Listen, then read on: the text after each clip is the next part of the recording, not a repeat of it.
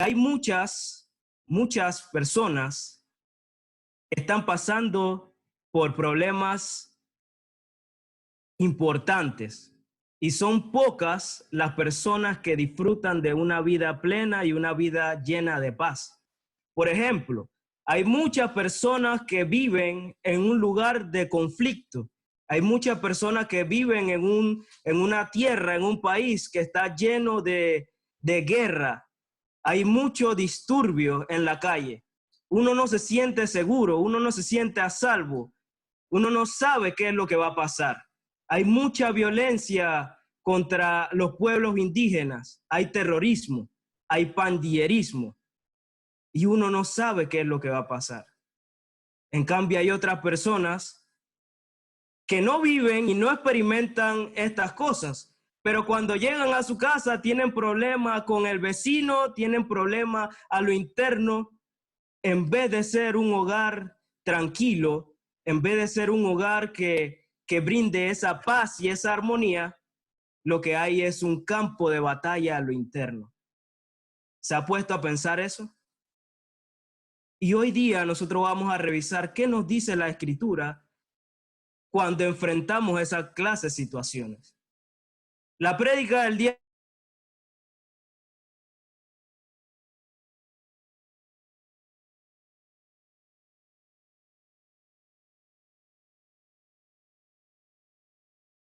de hoy se llama Cambiando la 16, 20. ¿Cómo debemos hacer nosotros? ¿Cómo debemos hacer nosotros cuando experimentamos esos problemas? ¿Qué nos dice la Biblia? ¿Qué salida hay? ¿Qué tenemos que hacer?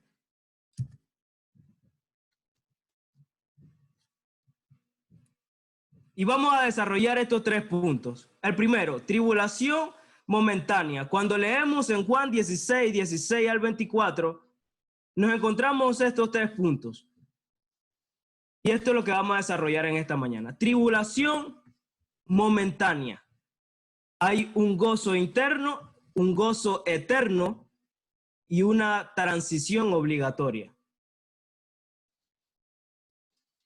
Tribulación momentánea, gozo eterno y una transición obligatoria.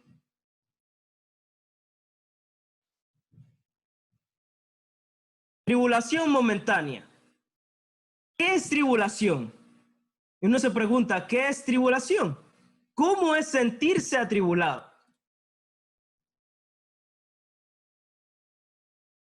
Según el diccionario, la tribulación es una aflicción muy grande, una situación adversa, muy complicada. Cuando nos vamos a la Escritura, nos encontramos un gran ejemplo de tribulación. ¿Cómo es sobrellevar una tribulación? Y eso está en el libro de Job, la vida de Job. Cómo Job fue afectado en gran manera.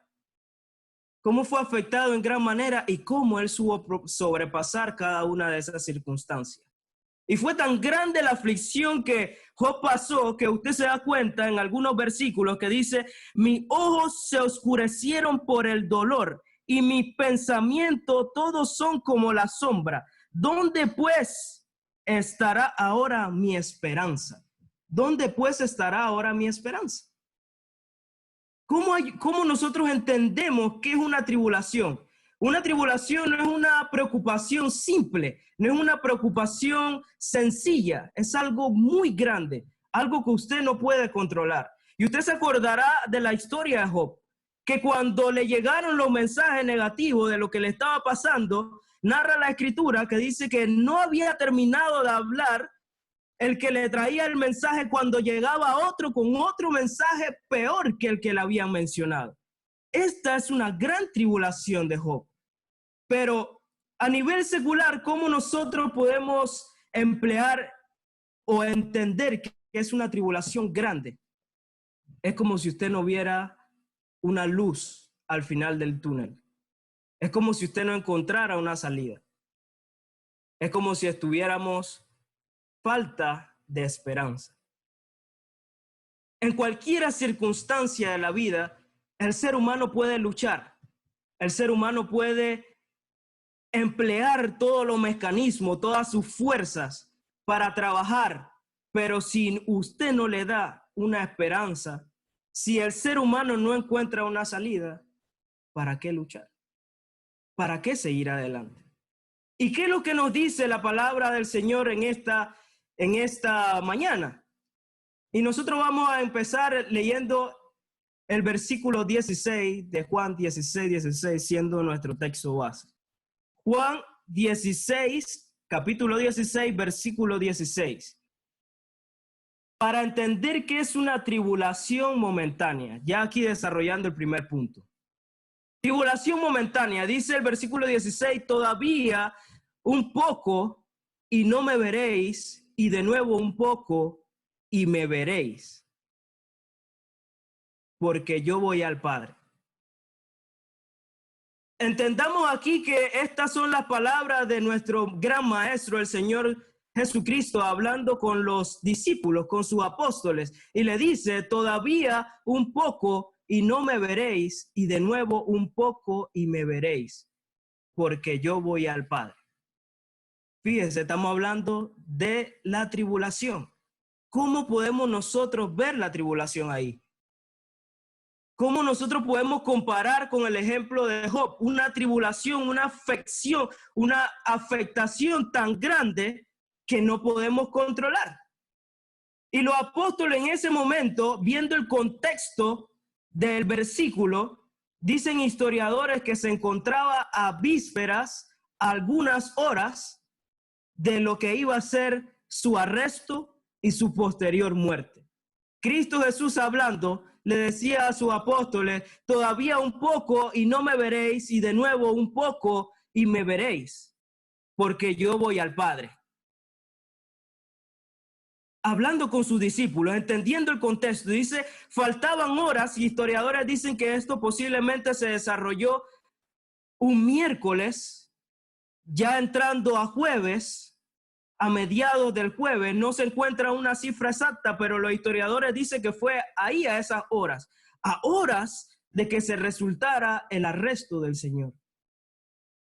Y usted se imagina qué podrían sentir los apóstoles en ese momento, entendiendo que esas personas habían dejado todo, habían dejado su casa, habían dejado su trabajo, habían dejado su familia, habían dejado todas las cosas que ellos tenían para seguir un ideal más grande que ellos. Y después se encuentra con un Cristo Jesús que le dice, todavía un poco y no me veréis, y de nuevo un poco y me veréis, porque yo voy al Padre. Es tan grande esta aflicción que tenían los apóstoles. Y uno lo puede ver sencillo y uno dirá, no, pero es que es normal. Pero si usted se pone a imaginar qué es perder a un ser familiar, a un ser querido, a un ser amado, usted se da cuenta que eso no son experiencias que usted quiere gozar. Esas no son experiencias que usted quiere experimentar. Usted no quiere perder a un familiar. Cuando usted piensa, por ejemplo, en las redes sociales, usted ve imágenes de los abuelos y dice, no, es que los abuelos deberían ser eternos. Ninguno de usted piensa acerca de perder a un familiar querido. Ahora imagínense perder al gran maestro, el que los guiaba, el que le decía qué hacer, el que los ayudaba a crecer. Hay un texto que explica más o menos más acerca de cómo era el experimentar esa tristeza. Y nos vamos al versículo 6 de ese mismo capítulo. Dice, antes, porque os he dicho estas cosas, tristeza ha llenado vuestro corazón. Hay que entender algo. Hay que entender que cuando Cristo le estaba diciendo, es que me veréis por un poco de tiempo y luego me veréis porque voy al Padre, ya él se lo había dicho antes. Ya esto era algo que los apóstoles sabían, que habían conocido de parte de la misma boca de Cristo. Ya él había anunciado la muerte, ya él había anunciado cuál era el propósito. Y ellos no entendían, y dice, se ha llenado vuestro corazón en el versículo 6. Y aquí pongo una imagen de un vaso, porque la palabra llenado acá, la palabra llenado aquí, es muy rica. Y cuando usted lee otras versiones de la Biblia, dice, es como que la tristeza se apoderó del corazón de los apóstoles.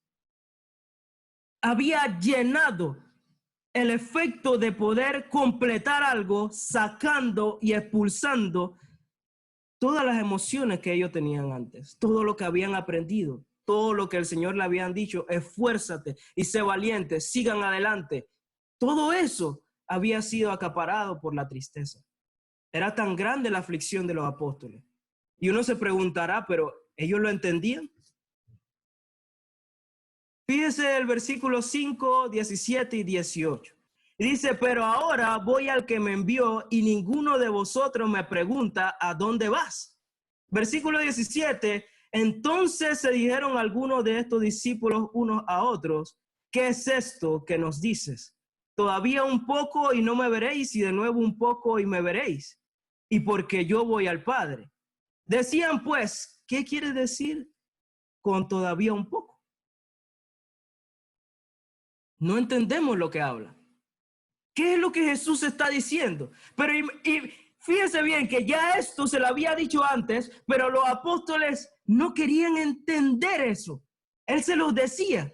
Y usted recordará en un versículo anterior, cuando él se lo decía al apóstol Pedro, y el apóstol Pedro decía, ojalá Dios no lo permita.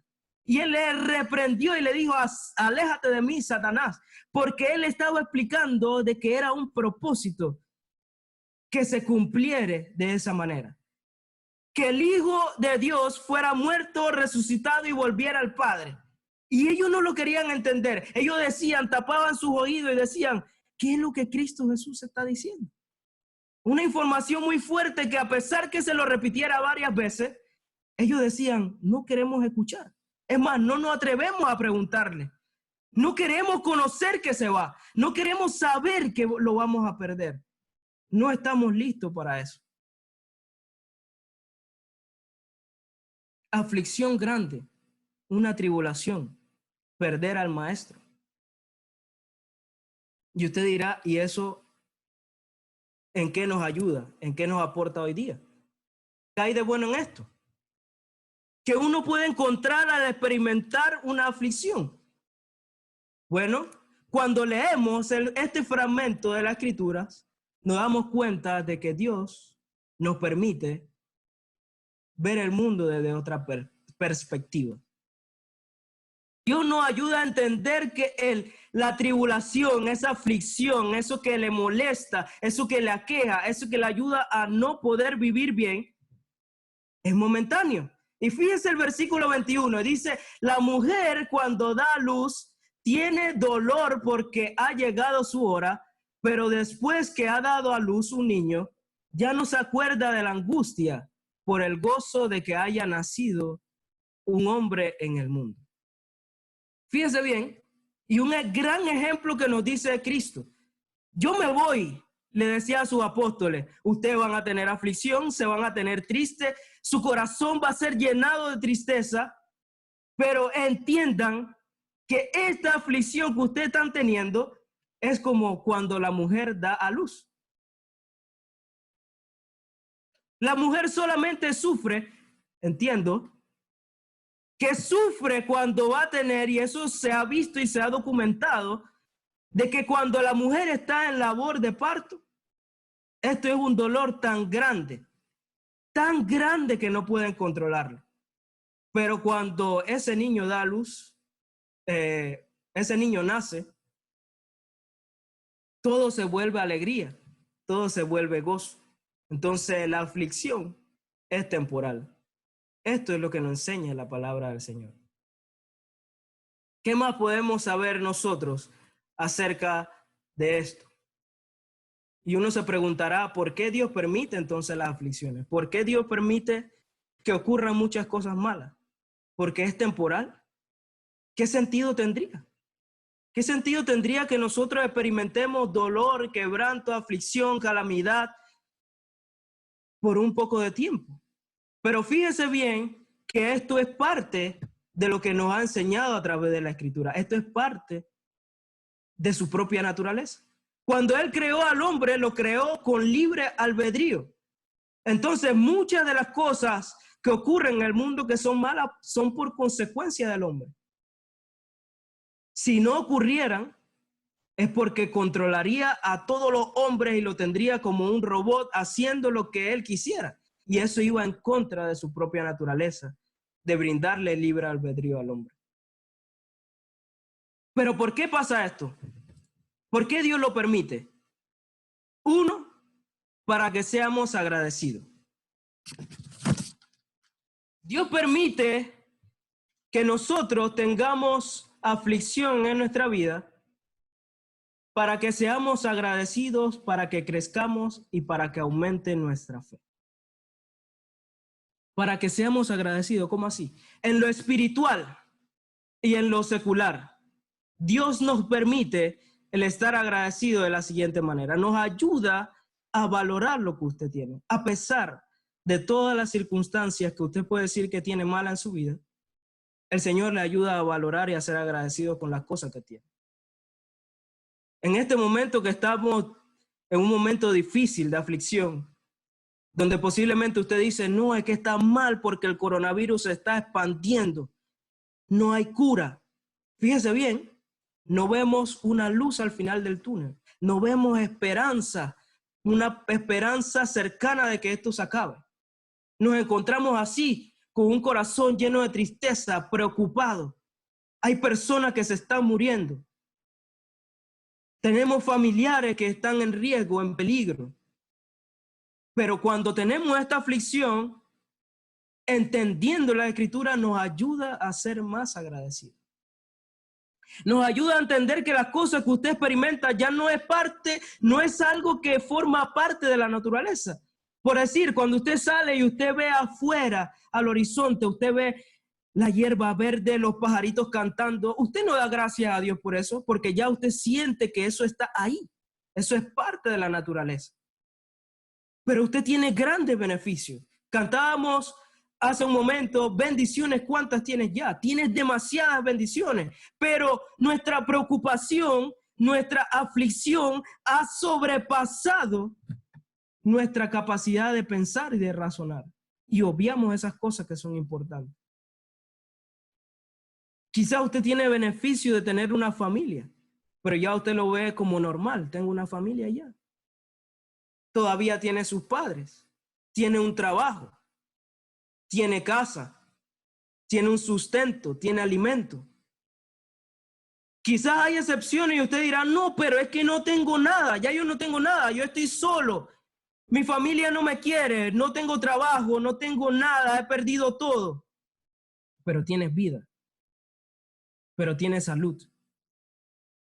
Si no tienes salud, todavía tienes vida, pero tienes algo, tienes bendición. ¿Qué hubiera sido? Y usted se pone a pensar, ¿qué hubiera sido si no tuviera lo que tiene? ¿Dónde estaría usted? En lo espiritual. ¿Qué hubiera sido si a usted no le hubieran predicado el evangelio? Ya usted lo ve normal. Vivimos normal. ¿Qué hubiera sido si el hermano no hubiera salido bajo el sol, bajo la lluvia, correteado quizás por algunos perros que le cerraran la puerta, que lo trataran mal? ¿Qué hubiera pasado si nosotros no hubiéramos reconocido? ¿Qué hubiera pasado si nosotros no hubiéramos reconocido eso? No hubiéramos tenido eso, no tuviéramos esperanza. Si no hubiéramos alcanzado la paz de Dios en el momento oportuno, ¿qué hubiera sido de nosotros? Cuando tenemos aflicciones, en eso debemos pensar. Eso nos ayuda a crecer, nos ayuda a ser mejores, a crecer, a aumentar de fe.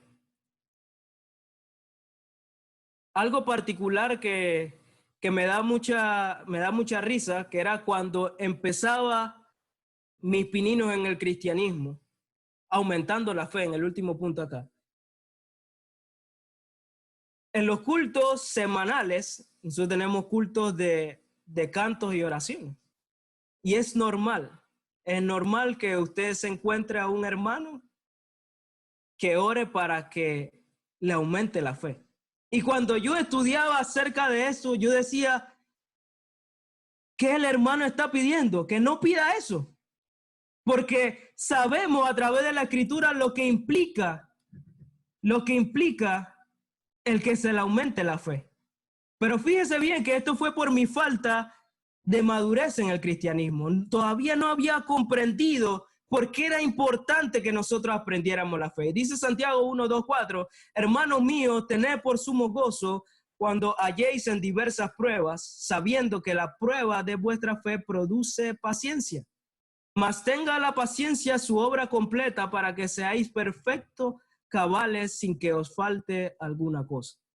¿Qué no produce el tener aumento de fe? Eso, ser completos, ser perfectos, ser cabales. Cabales es poder tener capacidad de decisión, poder tomar decisiones asertivas, decisiones correctas, que no nos falte alguna cosa. Y yo decía, no, pero es que si la hermana pide que le aumente la fe, está pidiendo prueba, como dice el versículo 3, sabiendo que la prueba de vuestra fe produce paciencia.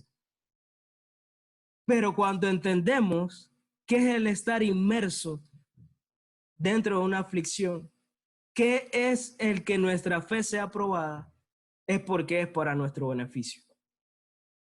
Es porque nos va a ayudar a ser completos, a ser perfectos, a tomar buena decisión, a saber qué es lo que quiere Dios, a poder estar en el camino correcto. Y eso solamente lo hace la aflicción. Fíjese bien, lo bueno que hay detrás del mal. Hay un refrán muy repetido que dice, no hay mal que dure 1000 años, ni cuerpo que lo resista. Primero porque el cuerpo no dura 1000 años, 100 años. A duras penas llegamos ahí. Pero fíjense bien, nos quiere decir también esta frase de que las aflicciones son temporales y que el cuerpo del ser humano no va a estar disponible para poder vivir todos esos años y estar presente a esa dificultad. Cuando estudiamos la palabra del Señor frente a las aflicciones, lo dice, tu aflicción va a ser momentánea, va a ser corta, va a acabar pronto. Es como cuando la mujer da a luz. Pero cuando da a luz se sobrepone algo, se sobrepone la alegría, el gozo, una nueva criatura, esperanza de vida. Fíjense que esa persona cuando nace tiene una expectativa de sobrevivencia, de seguir, y usted como padre de apoyarle para que crezca.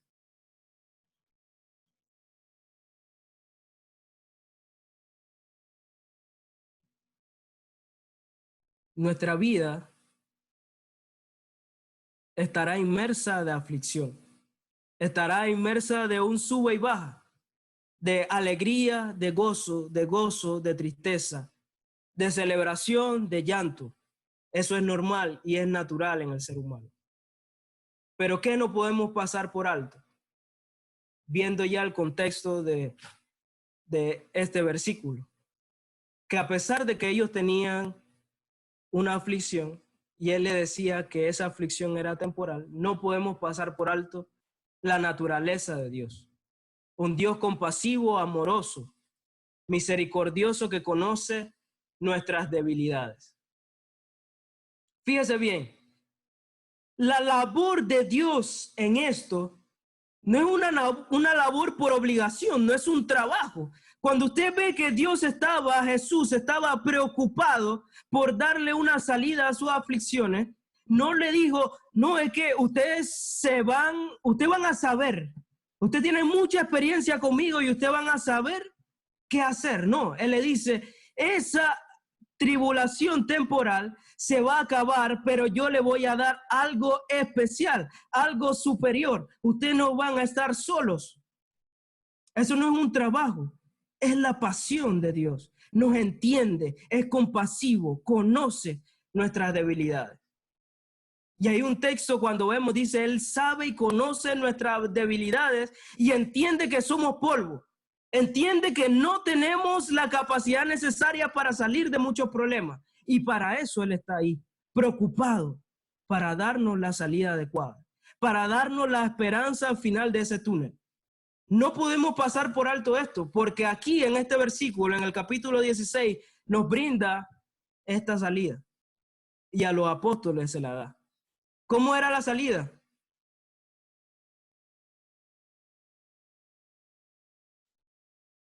Dice en el versículo 20b, capítulo 16, pero aunque vosotros estéis tristes, vuestra tristeza se convierte en gozo, también vuestro gozo, también vosotros ahora tenéis tristeza, pero os volveré a ver y se gozará vuestro corazón y nadie os quitará vuestro gozo.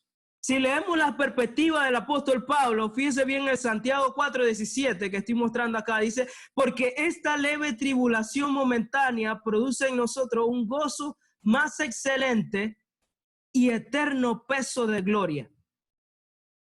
Produce en nosotros cada vez más excelente y eterno peso de gloria. Peso de gloria, ¿cómo es eso? ¿Cómo nosotros entendemos qué es tan grande? Para el apóstol Pablo era algo intangible, algo que no se podía medir, algo que sobrepasaba los límites de su pensamiento, de su conocimiento, de su inteligencia. Cuando el maestro le hablaba esto a los apóstoles, muchos de ellos no entendían. Y quizás para ellos era difícil entender el propósito del pasar por esa tribulación momentánea para luego vivir por este gozo eterno. Gozo eterno, excelente peso de gloria, dice el apóstol Pablo. ¿Y qué es ese gozo eterno? Gozo eterno no es una alegría, no es algo normal, disculpe.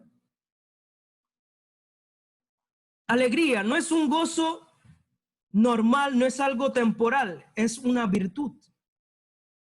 Es algo que sobrepasa nuestro pensamiento. Es una condición, es una capacidad diferente de ver las cosas, de vivir diferente. A pesar de estar en tribulación, a pesar de tener muchas aflicciones, debemos entender que este gozo que el Señor nos promete es eterno. Lo primero, es una promesa de Dios. Cuando usted se sienta en dificultad, cuando usted se sienta que no puede más, cuando usted se sienta agobiado por los problemas de esta vida, debemos recurrir a esta palabra, acordarse que Él nos dice que esa tribulación será verdadera. Es una promesa bíblica. Pronto desaparecerán todas tus dificultades para transformarse en un gozo. Cuando vemos el versículo 22, dice, ese gozo no se quitará. Ese gozo es eterno. El mundo es transitorio. Los problemas también son transitorios. Pero el gozo que nos ofrece el Señor es eterno. Es un gozo diferente a lo que vivieron los judíos. Recuerda que el judío eran el pueblo escogido favorito de Dios. Pero cuando usted lee la escritura, usted se da cuenta de que ese pueblo pasó muchas dificultades y ese gozo iba variando. Estuvieron en persecución, estuvieron en esclavitud y a diferencia de ellos, nosotros hoy día tenemos una esperanza diferente. Hay una esperanza, una luz al final de ese túnel. Es una promesa bíblica, es duradera. ¿Qué más podemos aprender nosotros de esto? ¿O cómo se incorpora este beneficio? Bien, analicemos este texto de nuevo en Juan 16:16. Porque los apóstoles se preguntaban si Él se va, y es una pregunta ahorita cuando leemos este texto, si Él se va, ¿cómo nos da el gozo eterno? Si Él solamente estará por un poco de tiempo y después no le vamos a ver, y de nuevo un poco de tiempo me veréis y después no le vamos a ver porque va al Padre, ¿cómo es el gozo entonces que experimentamos? ¿Cuál es el gozo que nos está prometiendo Cristo Jesús acá? Porque si va al Padre es espíritu y no le vamos a ver. Ya no estará con nosotros. Fíjense bien, y aquí se lo resalto, la respuesta no es Jesús resucitado. Muchas veces cuando leemos este texto, Posiblemente podemos confundir y decir, no, es que sabemos que Cristo iba a resucitar a los días. Al tercer día Cristo iba a resucitar y iba a estar con nosotros y se iba a quedar, pero no era Cristo resucitado. ¿Qué es lo que estaba prometiendo Cristo Jesús acá?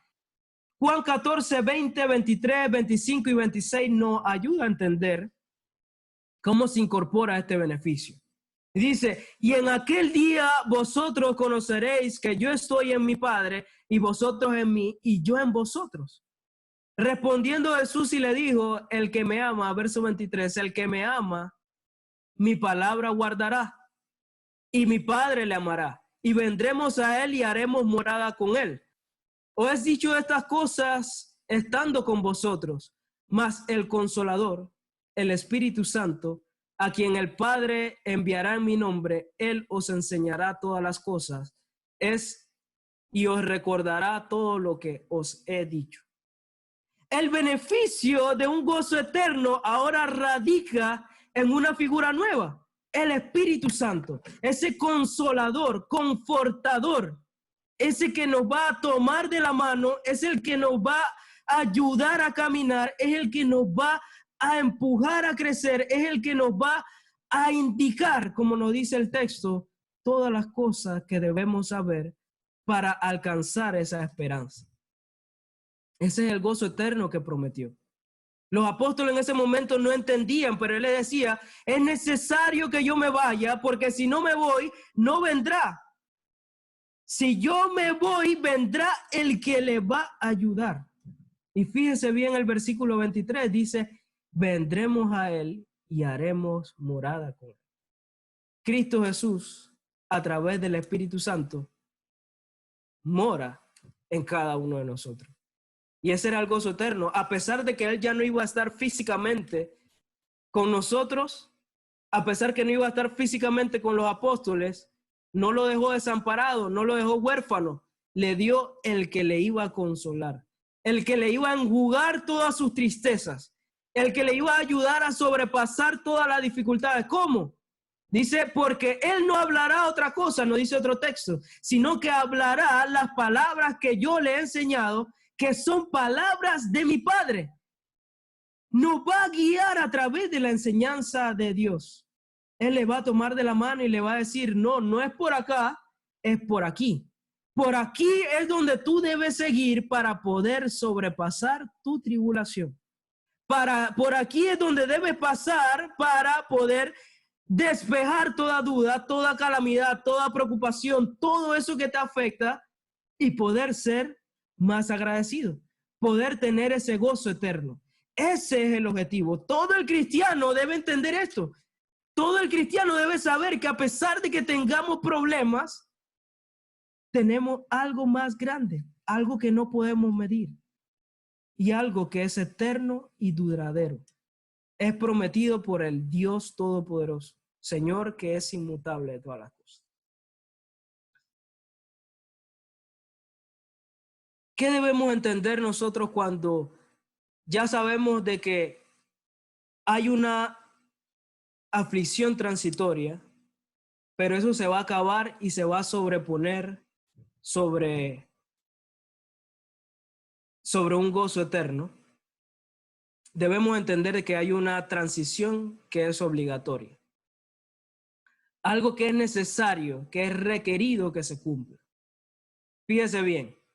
Es necesario cumplir el ciclo, y aquí lo puse en resumen, del cielo a tierra y de tierra al cielo. Era necesario que se cumpliera ese ciclo.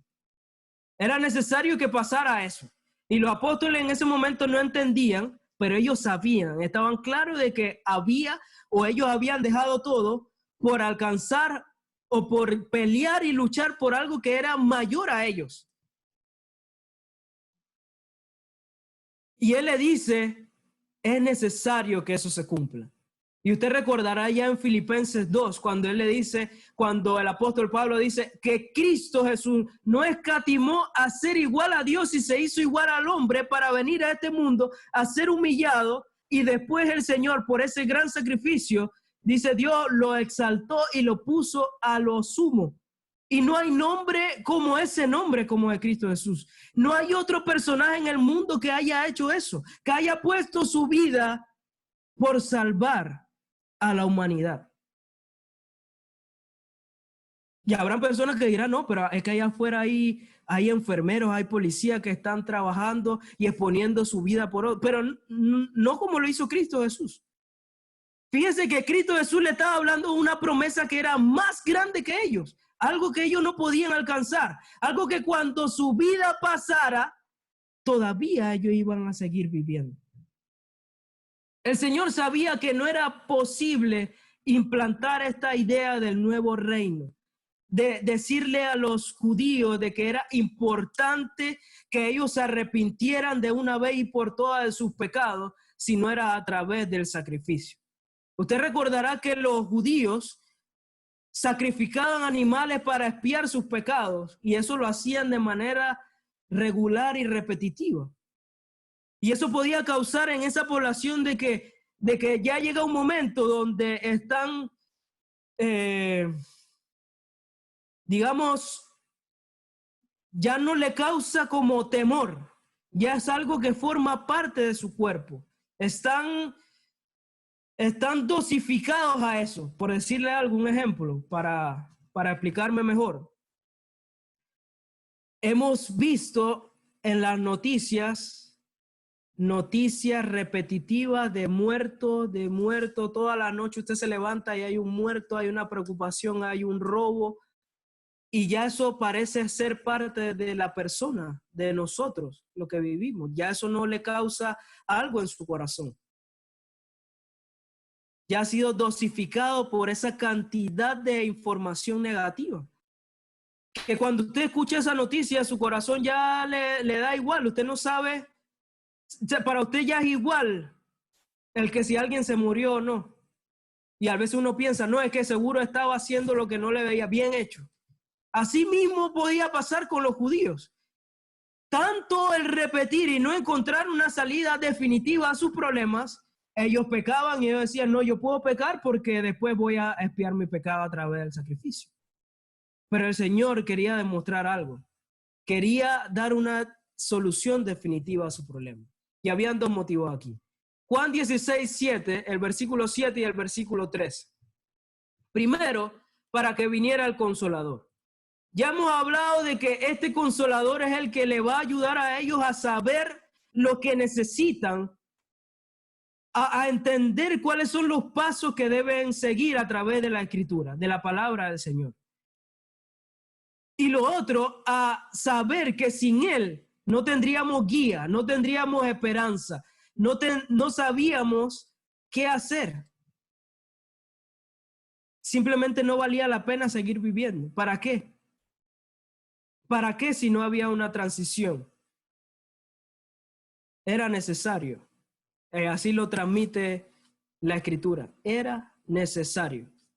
No era algo opcional, no era algo que podía pasar. Y por eso le reprendió la primera vez a Pedro cuando le dijo, ojalá Dios no permita que te pase eso a ti, Jesús.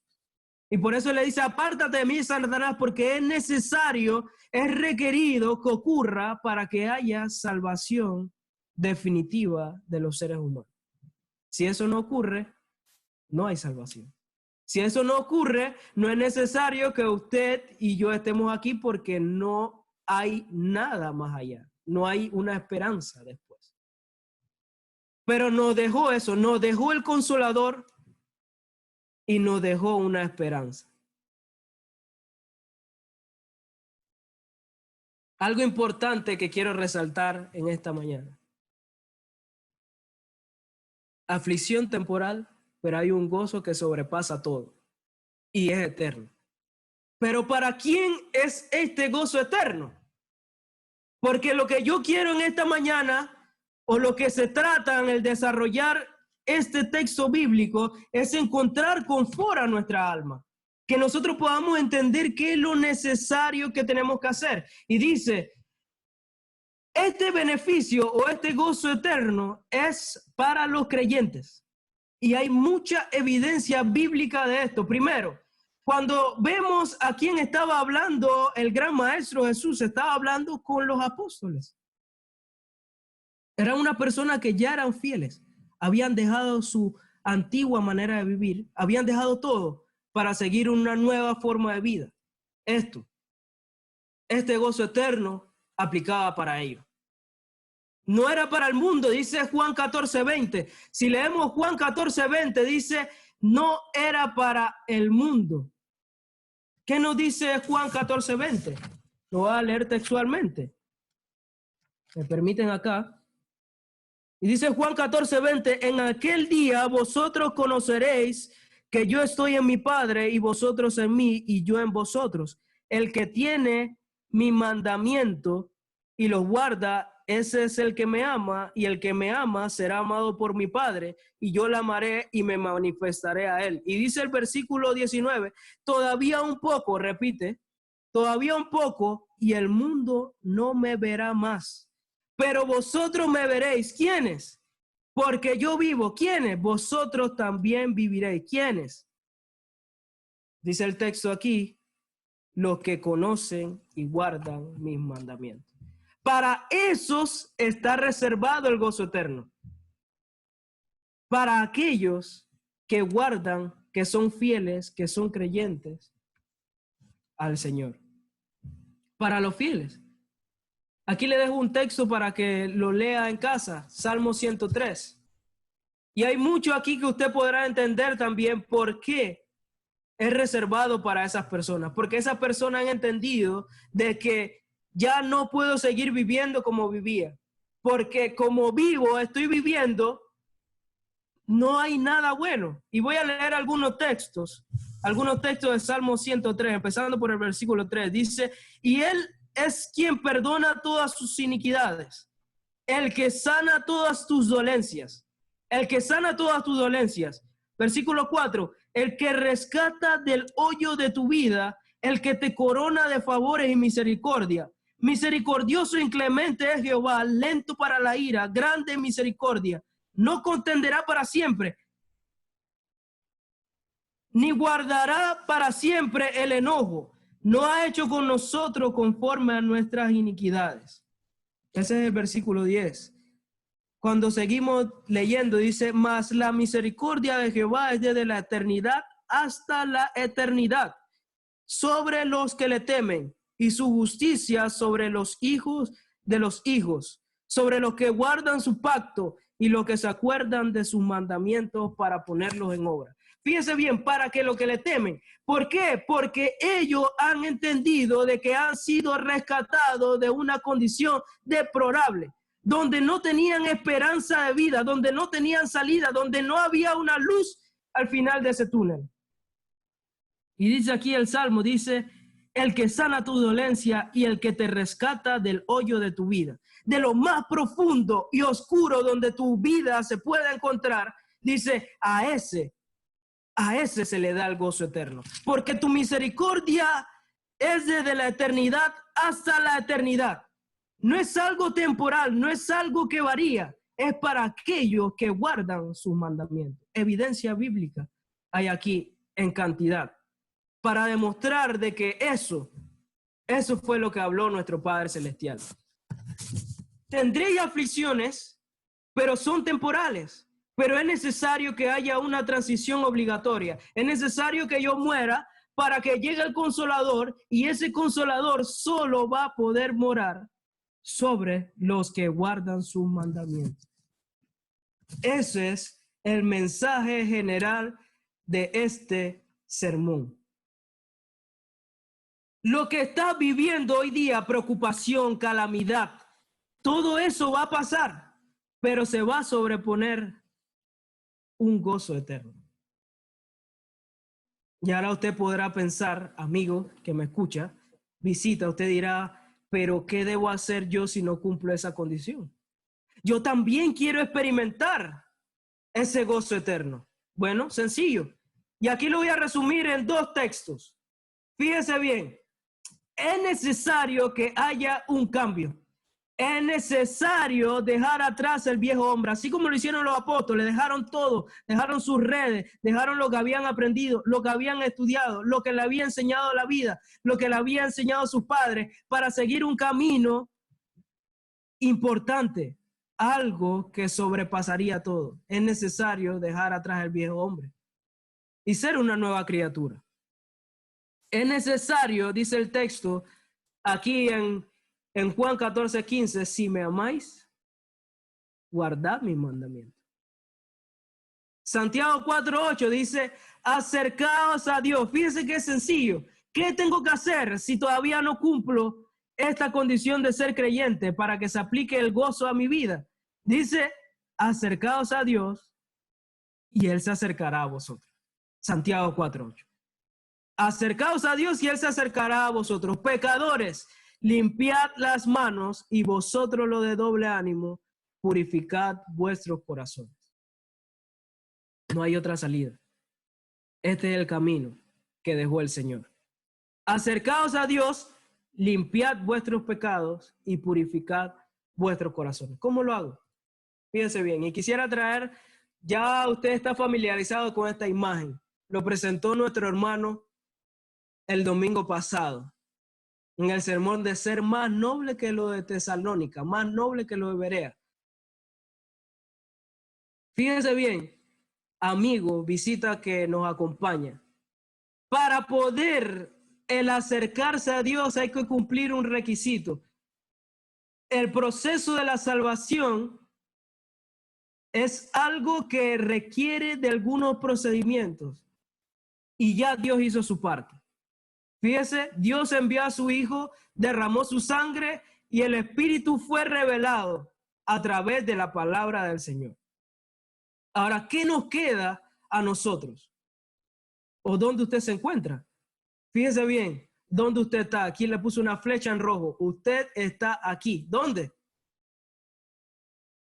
Oír el Evangelio. Eso es lo que usted está haciendo hoy. Si usted ha apartado hoy en la mañana, es porque usted quiere gozar.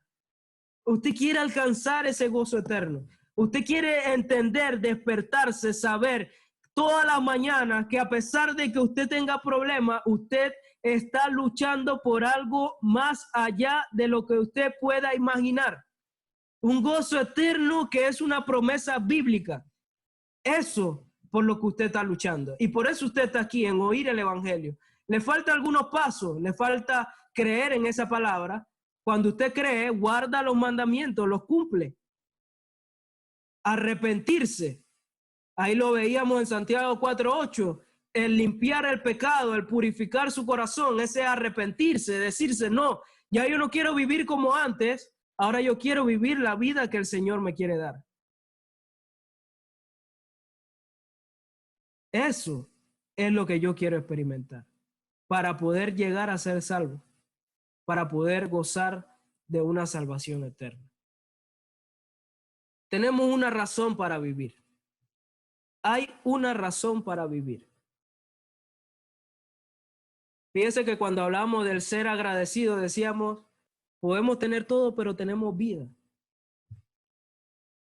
Podemos tener demasiadas aflicciones, pero tenemos vida.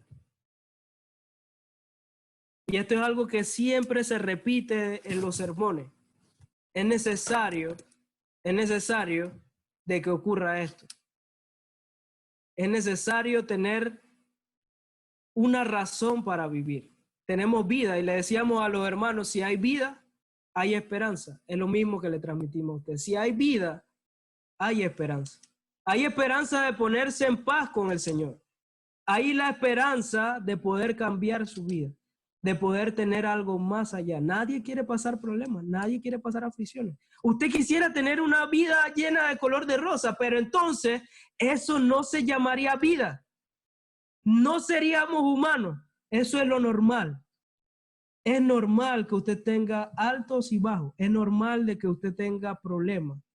Pero lo que no es normal o lo que está mal es que usted no haya aprendido nada en el proceso de la tribulación. Poder tropezarse 1, 2, 3 veces con la misma piedra. Saber de que hay una esperanza algo más allá, pero yo todavía no quiero seguir ese camino por una circunstancia que no vale la pena. Pero fíjense bien, tenemos una razón de vida. Quisiera contarle una anécdota. Tuve la oportunidad de visitar un campo de concentración de esto de la Segunda Guerra Mundial hace unos meses atrás. Y hay algo que no puedo olvidar cuando recuerdo esto. Había una grabación en el museo de una persona que estaba ahí recluida, estaba presa. Y la persona decía que el lugar donde lo tenían estaba confinado, pequeño, y las ventanas la pintaron de brea. Estaba oscuro y ellos no sabían si era de día y de noche, pero dice, él escribía cartas a su madre, cartas a sus familiares y le decía, yo espero volver a verte. Fíjese bien, él no sabía si ellos iban a salir de eso. Ellos no sabían si él iba a seguir viviendo, porque él tenía compañeros prisioneros que se morían, pero la grabación viva y usted podía sentir como todo estaba oscuro, cómo uno se podría meter ahí, imaginarse que él escribía llorando con una aflicción grande y decía, yo espero volver a verte, mamá. Yo espero volver a verte. Tenía una razón para vivir. No se echaba a morir. Fíjense bien, él estaba en ese momento encarcelado. Igual como los apóstoles cuando estuvieron presos. O sea, a pesar de su tribulación, ellos cantaban himnos y oraban al Señor. Era necesario que eso ocurriera, pero tenían una razón para vivir. Sabían que había algo más allá. Y no era como las personas que estaban afuera. Muchas personas ya decían, no, es que los nazis son un poderío muy grande, ya es mejor echarnos a morir. Y hay muchas personas que no estaban prisioneras y se echaron a morir fuera en sus casas y tenían una razón para vivir. ¿Cuál es su razón para vivir? Es lo que le quiero dejar en esta mañana. Piense en esa razón para vivir y que hay oportunidad de poder alcanzar esa vida eterna. Le dejo un último versículo para leer, unos últimos versículos, una razón para vivir, cambiando nuestra tristeza por gozo. Y dice, porque Dios no es injusto para olvidar vuestra obra y el trabajo de amor que habéis mostrado hacia su nombre, habiendo servido a los santos y sirviéndole aún. Pero deseamos que cada uno de vosotros muestre la misma solicitud hasta el fin, para la plena certeza de la esperanza. Versículo 12, a fin de que no os hagáis perezosos, sino imitadores de aquellos que por la fe y la paciencia heredan las promesas. En otras palabras, luche, manténgase firme, sea imitador de aquellos que todavía están ahí batallando para alcanzar ese gran galardón, esa promesa, esa herencia, ese gozo eterno que es duradero. No se enfoque en las aflicciones y es normal que se sienta mal, pero enfóquese, que es el objetivo, enfóquese en el gozo, que es lo que le va a ayudar a que su fe aumente y a que sobrepase cualquier aflicción que es temporal. Que el Señor le bendiga.